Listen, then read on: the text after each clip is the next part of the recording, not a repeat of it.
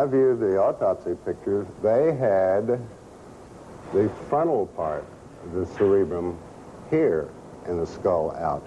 So when the picture was taken, you think they pulled the skin back up over this wound? That's the only thing I can postulate, because the back of his head was gone. This was a huge hole. It was on the right. It was 9 to 10 centimeters across, and you could look right into the brain. Crenshaw.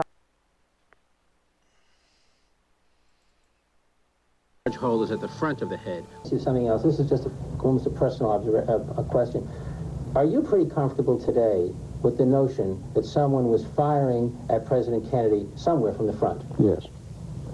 Are you equally comfortable, or are you not comfortable with the notion that there is forgery of some sort in the official documents of this? I feel there probably is. I certainly could not be, you know, held down to saying exactly how that is, or even approximately how it is, perhaps. But I feel that there has been some kind of attempt to cover up what was going on. The witness saw. Was there corroboration for a shot from the front? Dallas clothing manufacturer Abraham Zapruder filmed the motorcade as it drove down Elm Street. It was about halfway down there. I had a shot. And he slumped to the side like this. Then I had another shot or two. I couldn't say what it was, 1 or 2. And I saw his head practically open up, all blood and everything. And I kept on shooting. 2 days after the assassination, Life magazine bought the infamous Zapruder film. Its moving images were not shown to the American public for 12 years. The most obvious thing you extract from the film is that the head moves backward, and that suggests a shot from the right front. It is unknown exactly what the film suggested to the members of the Warren Commission, since their report failed to even mention Kennedy's violent reaction to the headshot. That's right, folks. The Warren Commission never even mentioned the headshot. Think about that. It was the Zapruder film that caused the second major investigation because of the Zapruder film. Because of that headshot. And the Warren Commission never even commented on it. Just pathetic. And Abraham Zapruder, that's what he told the Warren Commission. He saw the president hit on the right side of the head. He thought perhaps the shots came from behind you. Well, yes. So, that was his testimony to the Warren Commission. There was one little problem, though. He had a camera in front of his eyes. Let's continue.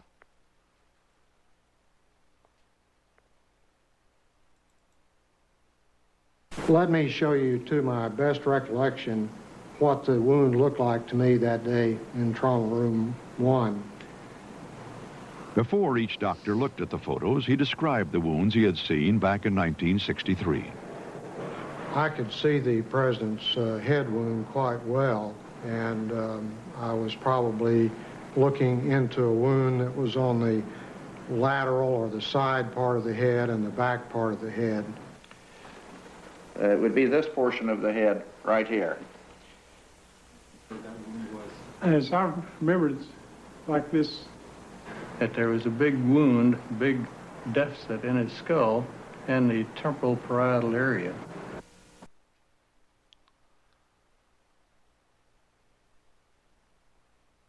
Now,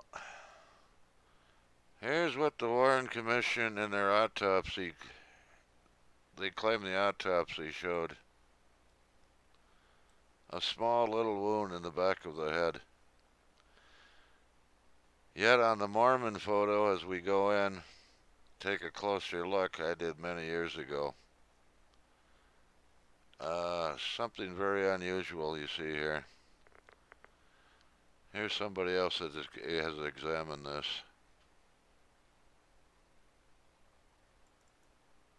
Inconsistencies within, and the pristine Mary Moorman photograph allowed me to go in and actually measure the wound optically without image processing. As we go into the wound and as we expand the wound and magnify it, you can see that the pixel elements, or each one of these little dots, is represented by dark squares or light squares. Now, if there were no wound in the rear of President Kennedy's head, all of the squares would be the basic reflective value or the basic shade of gray that his normal hair coloring would be on this day. Every time in my years of experience with this, when there is a concave or convex area that is a deformation of the overall image, there is absolutely no question that the case is, as it goes darker under this situation, that this is going from an area on the top of President Kennedy's head down into an extremely deep hole, because the entrance wound that supported this exit wound was fired from the right frontal area of President Kennedy, and it exited through the rear. Instead of trying to find shooters or gunmen in the photograph.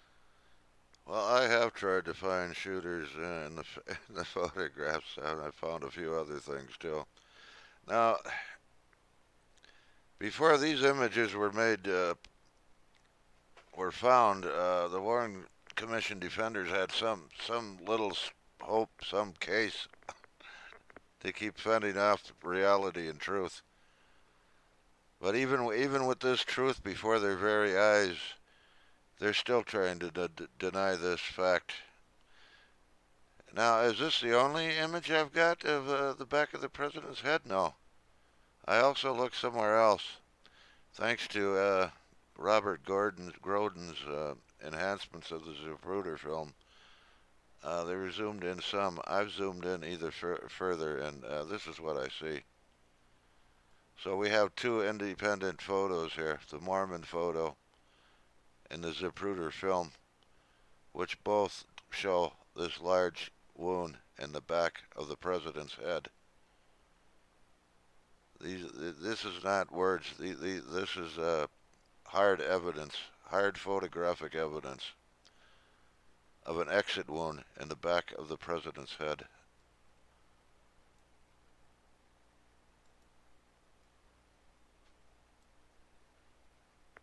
Now they can deny that. They could deny anything.